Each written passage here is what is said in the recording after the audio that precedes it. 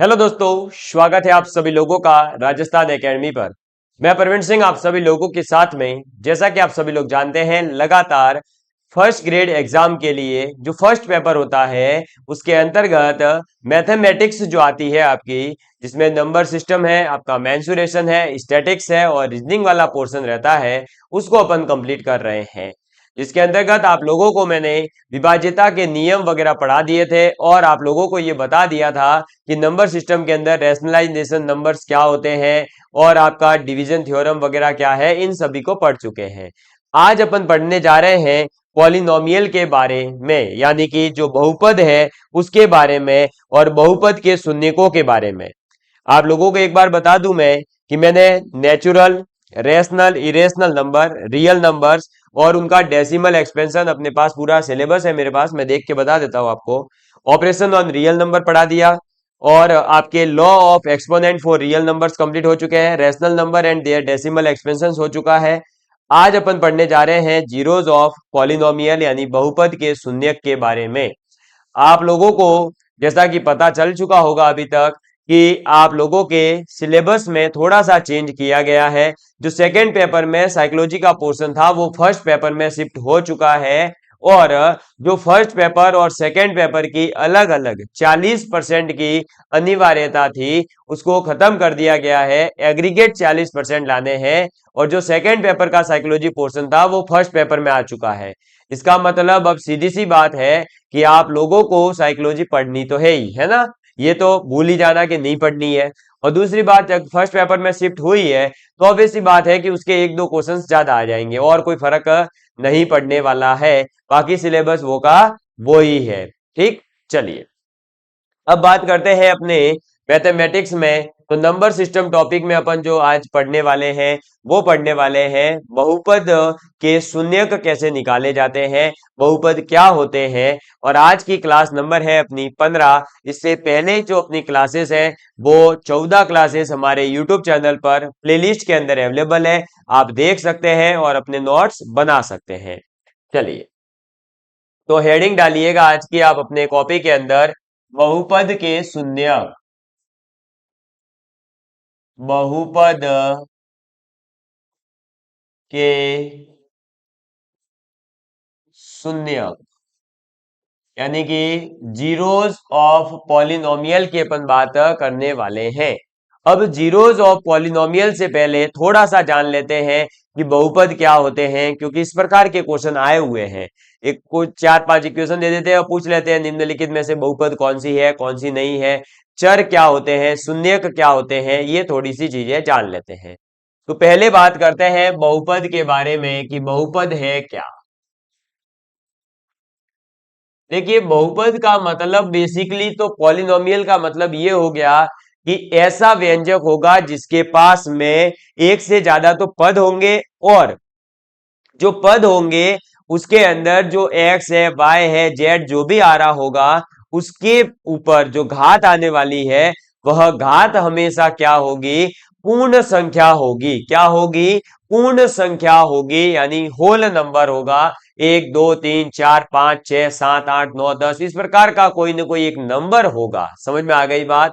तो बहुपद क्या होता है, तो बहुपद एक ऐसा व्यंजक है जिसके पास एक से अधिक पद होते हैं। लिख लीजिए आप लिखना चाहे तो, बहुपद के अंदर एक से अधिक पद। एक तो पहली चीज तो ये याद रखना और दूसरी चीज ये याद रखना कि जो घात होगी, घात पूर्ण संख्या, घात जो होगी वो कैसी होगी, पूर्ण संख्या होगी। ये दो चीजें आपको ध्यान रखनी है। इसके बाद बात करते हैं चर की। वेरिएबल क्या होते हैं, चर क्या होते हैं।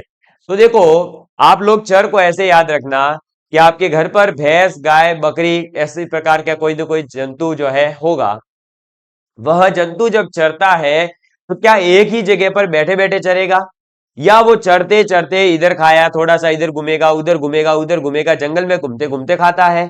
आपको पता होगा जो कबूतर वगैरह भी दाना जब खाते हैं तो वो एक इधर खाते हैं, फिर उधर चले, ऐसे खाते हैं, चलते फिरते खाते हैं।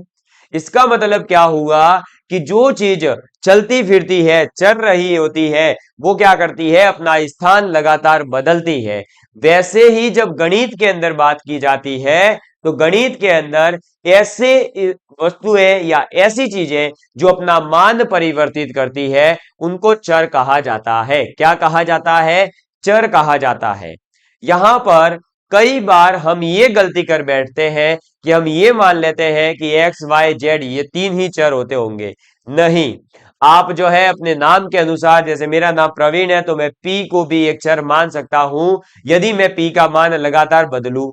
आपका नाम मान लीजिए किसी का हो सकता है कि लक्ष्मी हो, तो एल भी वो अपना नाम रख सकता है। किसी का नाम लक्ष्मण हो सकता है, वो एल नाम रख सकता है। किसी का राम नाम हो सकता है, किसी का राम निवास हो सकता है, किसी का तुलसीदास हो सकता है, किसी का कबीर हो सकता है, किसी का चंद्रशेखर आजाद हो सकता है, किसी का महात्मा गांधी जी हो सकता है। तो जो अपनी इच्छा हो, जैसा आपका नाम हो, उस नाम के अनुसार आप पहले लेटर को भी अपना चर बना सकते हैं, दूसरे को बना सकते हैं, तीसरे को बना सकते हैं, अपनी गर्लफ्रेंड के नाम पर भी, अपनी वाइफ के नाम पर भी, अपने बच्चे के नाम पर भी, किसी को भी वेरिएबल बना सकते हो। जो चीज का मान परिवर्तित होता है उसे अपन चर कहते हैं। सीधी सी बात ये है, तो लिख लीजिए जिसका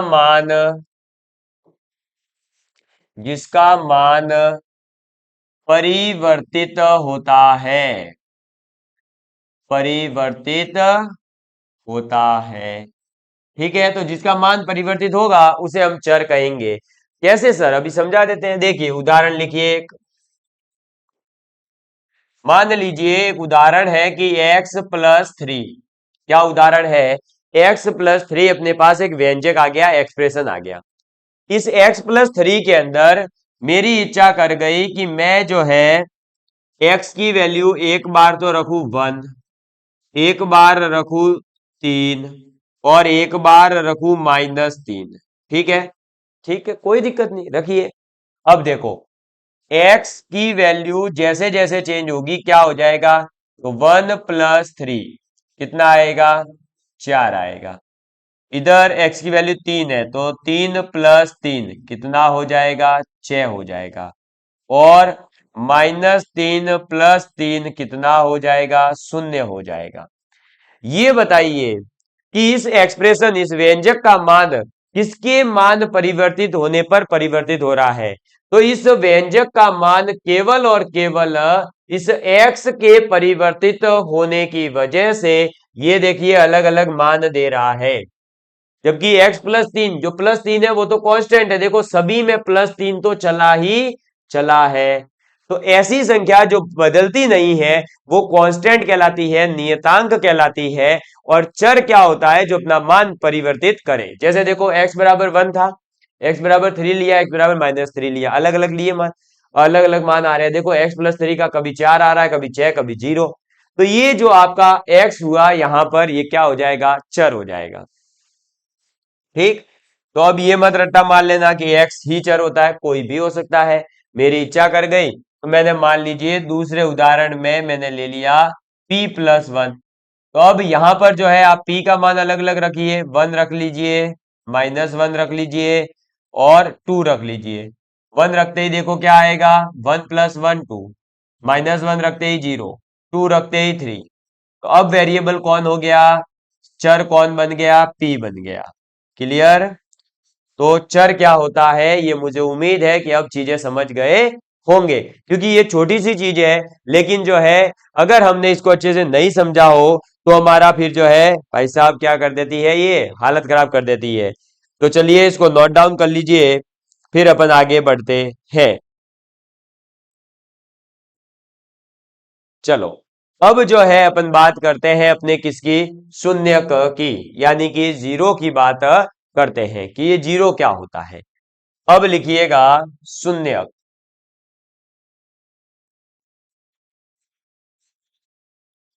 शून्यक जिसे इंग्लिश में कहा जाता है जीरो। ठीक है, शून्यक की बात करते हैं। जैसा इसका नाम है वैसा इसका काम है, याद रखना। जैसा इसका नाम है वैसा इसका काम है।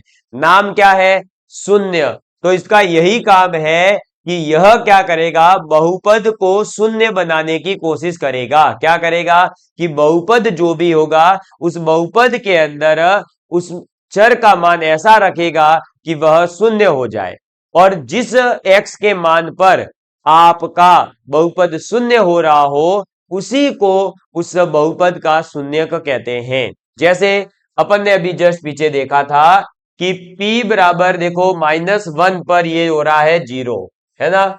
इसका मतलब क्या हुआ कि जो p+1 बहुपद है इसका शून्यक कौन हो जाएगा, p बराबर -1।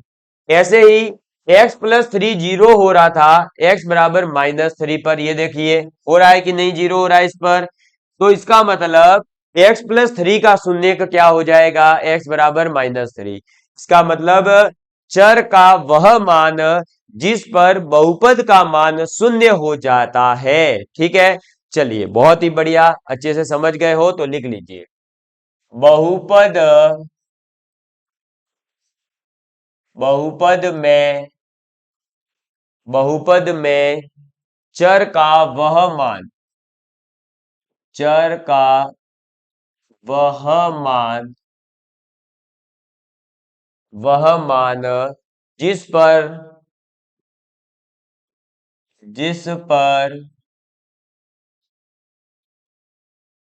बहुपद यानी कि पॉलिनोमियल बहुपद शून्य हो जाता है, शून्य हो जाता है। ठीक है, तो बहुपद में चर का वह मान जिस पर बहुपद का मान शून्य हो जाता है। और इसको अपन थोड़ा सा और उदाहरण से देख लेते हैं एक बार। जैसे कि पहला उदाहरण आपके सामने है, बहुत छोटे छोटे से उदाहरणों से आपको समझाने का प्रयास कर रहा हूं। मान लीजिए मैंने उदाहरण ले लिया x² -2x। ये एक उदाहरण लिया मैंने, क्या लिया, x² -2x। अब बताइए कि इसके शून्यक का मान क्या है। तो जब भी आपको किसी भी बहुपद के शून्यक का मान निकालना होगा तो आप क्या करेंगे कि उस बहुपद को शून्य के बराबर रख देंगे। ठीक है, चलिए, तो इस बहुपद को x² -2x बराबर रख दिया शून्य के। अब आपको पता है कि हम इसे लिख सकते हैं x² बराबर, चलिए वो छोड़िए, आप तो सीधा सीधा देखिए, x² -2x है, इसमें से x को कॉमन तो ले ही सकता हूं, तो मैंने x को कॉमन लिया, तो ये बन गया अब अपने पास x गुणा x-2। ठीक है, अब x गुणा x-2 का मतलब है दो संख्याओं का गुणा लिखा हुआ है। तो a इंटू बी बराबर अगर 0 है, दो संख्याओं का गुणा अगर 0 है, तो उसके लिए तीन कंडीशन है कि या तो आपका a 0 होगा, या फिर आपका b 0 है, या फिर a और b दोनों के दोनों 0 है। इन तीन कंडीशन के अलावा कोई और हो ही नहीं सकता। ठीक है, क्लियर। कोई भी दो संख्याओं का अगर गुणा करने पर शून्य आ रहा है तो आप समझ जाइए कि या तो दोनों संख्याओं में से कोई एक संख्या शून्य है, या फिर दोनों की दोनों संख्याएं भी शून्य हो सकती है। ठीक, अब देखो x गुणा x-2 बराबर 0 आ रहा है, इसका मतलब हो गया सीधा सीधा सा कि x बराबर या तो 0 होगा, या फिर x-2 बराबर 0 होगा, और या फिर दोनों, तो वो दोनों आ ही गए हैं, इधर कोई दिक्कत है ही नहीं। ठीक है, अब x बराबर 0 है तो ये तो हो ही गया कि एक तो x बराबर 0 पर ये होगा, और एक इधर से आ रहा है x बराबर 2। इसका मतलब x के दो मान आ गए, 0 और 2। तो ये जो x बराबर 0 और 2 दो आए हैं मान, 0 और 2, ये दोनों मान जो है इस समीकरण के x² -2x बहुपद के क्या कहलाएंगे, शून्यक कहलाएंगे। ये इसके क्या है, शून्यक है। क्यों, क्योंकि आप x के ये दोनों मान अगर इसमें रखते हो तो यह शून्य हो जाता है। रख कर देखिए, 0 रखो तो 0 का स्क्वायर 0, माइनस 2 गुणा 0 0, तो 0 माइनस 0 0 होता है, मतलब यह शून्य आ रहा है। फिर 2 रख के देखो, 2 का स्क्वायर 4, -2 × 2 4, तो 4 - 4 0। जीरो का मतलब यह बहुपद वापस से क्या हो गया, शून्य हो गया है। तो इसके शून्य का क्या आ गए, 0 और 2 जो है वो इसके दो शून्य का है। क्लियर। तो अब मुझे उम्मीद है कि आप इस चीज को समझ पाए होंगे, तो इसको आप एक बार जो है नोट डाउन कर लीजिए, फिर अपन आगे बढ़ते हैं। कर लीजिए फटाफट नोट डाउन। चलो कर लिया होगा। अब अपन बात करते हैं बहुपद के घात की, यानी पावर ऑफ पॉलिनोमियल की बात करते हैं, क्योंकि ये सब चीजें अपने बहुत काम की है, आगे अपने को क्वेश्चन सॉल्व करने में हेल्प करेंगे। तो लिखेंगे बहुपद की घात। अब बहुपद की घात क्या होती है, पावर ऑफ पॉलिनोमियल क्या होता है, इसकी बात करते हैं। तो कोई भी एक बहुपद है, उसकी बहुपद के अंदर जो चर दे रखा हो, उस चर की जो अधिकतम घात होती है, उस अधिकतम घात वाले पद की या उस पद की जो घात है, उस घात को ही अपन क्या कहते हैं, बहुपद की घात कहते हैं। तो आप लिखेंगे डेफिनेशन पहले, एक बहुपद में, एक बहुपद में चर की, चर की अधिकतम, एक बहुपद में चर की अधिकतम घात वाले,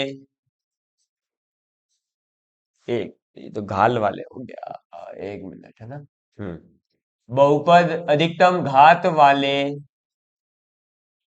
वाले पद की, पद की घातांक को, पद की घातांक को बहुपद की घात कहते हैं। ठीक है, तो बहुपद की घात किसे कहते हैं, तो जो भी अपने पास में बहुपद है उसके अंदर चर की जो अधिकतम घात है, उसी को अपन क्या कहते हैं, बहुपद की घात कहते हैं। क्लियर। जैसे उदाहरण के लिए देखेंगे, पहला उदाहरण, x⁻6 - 5x⁴ + 3x² + 2। ये एक बहुपद आ गया अपने पास कि x⁻6 - 5x⁴ + 3x² + 2। तो इसके अंदर जो वेरिएबल है वो है x आपका। ठीक है, अब इस x की अधिकतम घात कितनी है, तो x की अधिकतम घात है 6। कितनी है अधिकतम घात, 6। तो ये जो 6 है अधिकतम घात,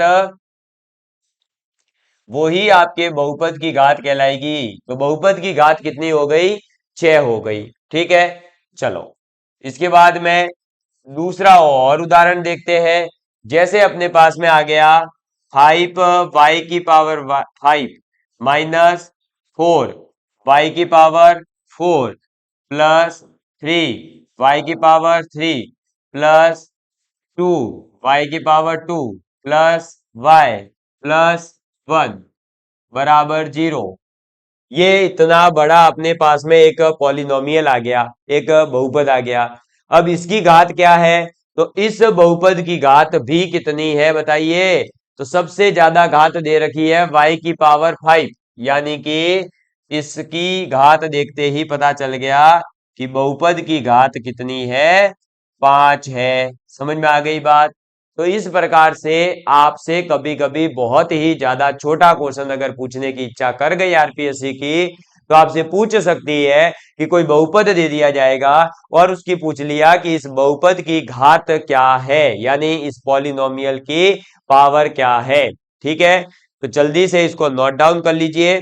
उसके बाद में अपन एक बहुत ही इंपॉर्टेंट पॉइंट लिख रहे हैं, जिस पॉइंट की हेल्प से आप बहुपद को देखते ही ये पता लगा लोगे कि इस बहुपद के शून्य का कितने पॉसिबल है, यानी how many zeros are possible for this polynomial. कोई भी पॉलिनोमियल दे करके उसकी जो है आपसे अगर शून्यक पूछे जाएंगे तो अधिकतम शून्यक कितने पॉसिबल होते हैं वो आपको बताने जा रहा हूं। चलो, तो अब आप सभी लोग अपनी कॉपी के अंदर लिखेंगे कि बहुपद की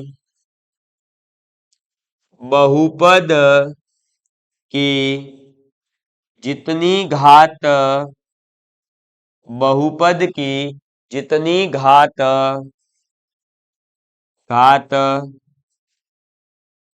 होती है उस बहुपद के उतने ही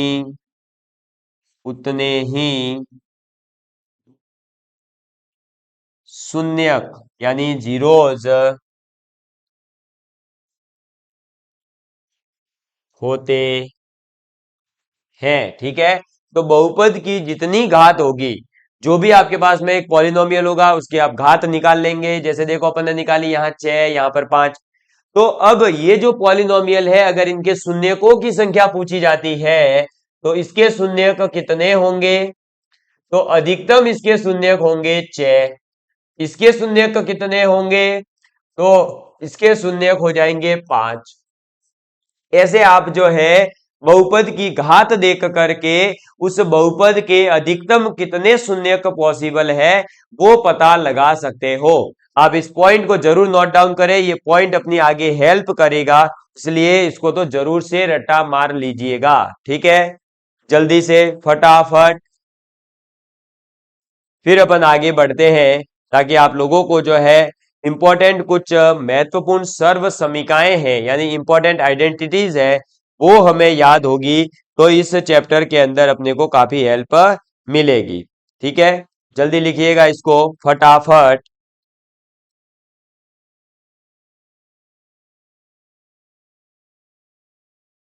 जल्दी से लिखेंगे तो अब लिखिएगा कुछ महत्वपूर्ण सर्व समीकाएं। लिखेंगे महत्वपूर्ण महत्वपूर्ण सर्व समीकाएं।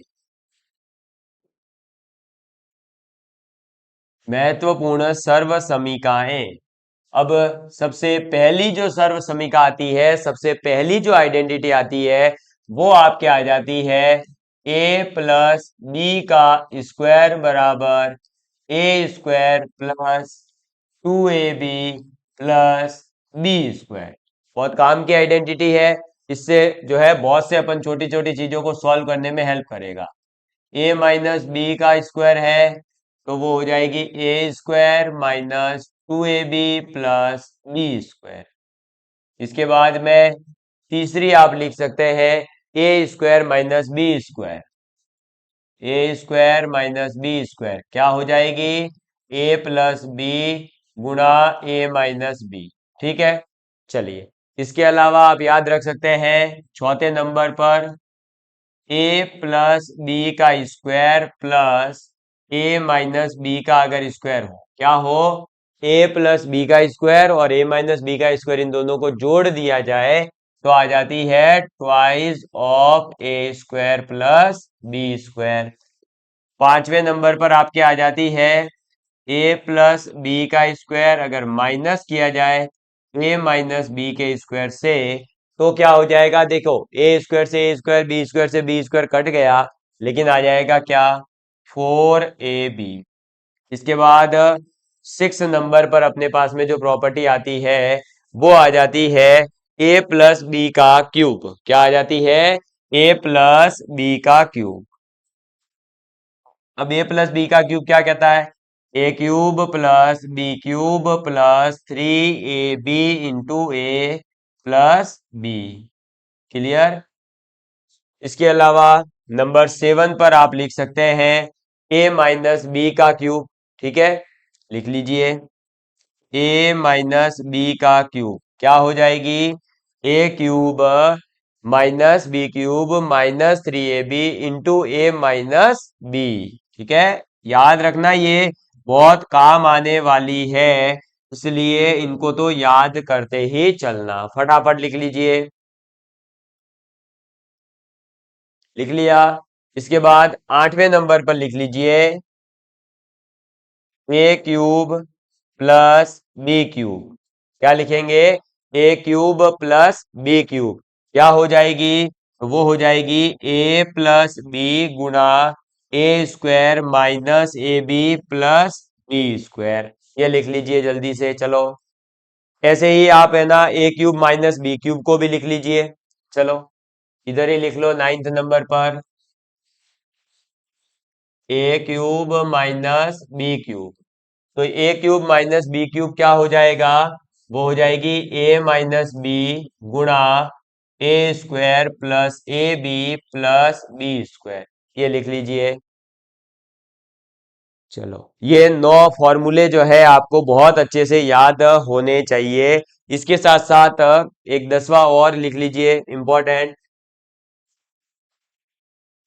ए प्लस बी प्लस सी का स्क्वायर क्या होता है? A plus B plus C का square A square plus B square plus C square plus twice of A B B C C A. ठीक है, ये भी आपको याद हो जाना चाहिए।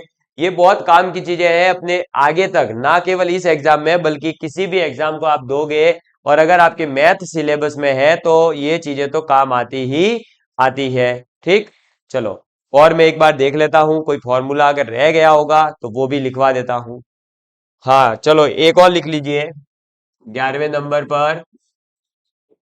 ए प्लस बी प्लस सी का क्यूब। ठीक है, और वो होता है आपका A cube plus B cube plus C cube plus 3 into A plus B plus C into C plus A. ठीक है, ये 11 फॉर्मूले अगर आपको अच्छे से याद है तो फिर 12वां लिख लो।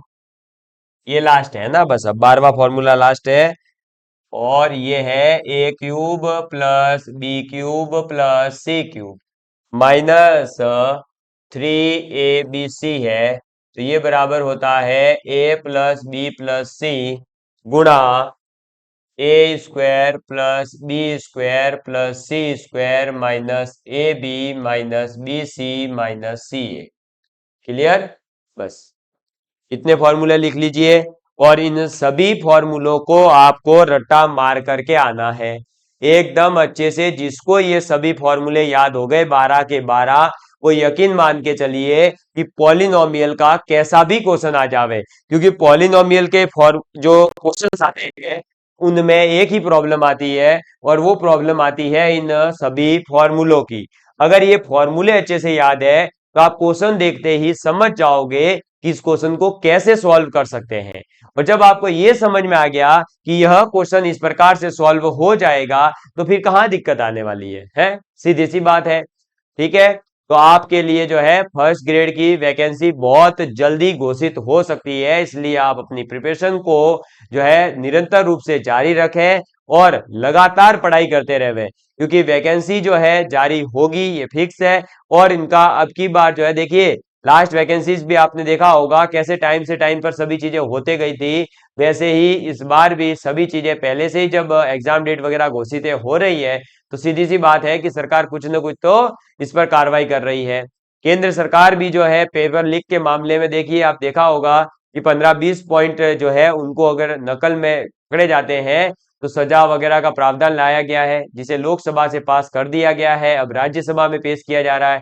तो जैसे ही वह भी पास होगा तो उसके बाद में जो ये तमाम प्रकार की जो असामाजिक उपद्रव मचाते हैं, जो असामाजिक तत्व होते हैं, जो किसी न किसी प्रकार से किसी बेरोजगारी का या बेरोजगार युवा का जो है मजाक बनाते हैं, उनके ऊपर सख्त कार्रवाई होते दिख रही है। और धीरे धीरे ये परिवर्तन होता है, क्योंकि युवाओं का जो जोश है उसके सामने कोई नहीं टिक पाया। इसीलिए कहा करता है कि ये युवा है, और ये युवा, वो युवाओं की जवानी जिस ओर चलती है ये दुनिया उसी ओर झुकती है। तो इसीलिए आप सभी लोगों को लगातार अब मेहनत जारी रखनी है, आपको अपना दम जो है अब एग्जाम के अंदर दिखाना है, और एक ही बात कहना चाहूंगा कि बदल जाओ वक्त के साथ या फिर वक्त बदलना सीखो। मजबूरियों को मत कोसो, मजबूरियों को मत कोसो मेरे यारो। हर हाल में चलना सीखो, हर हाल में चलना सीखो। Love you all of you. Please take care and please share with your friends. जय हिंद, जय भारत।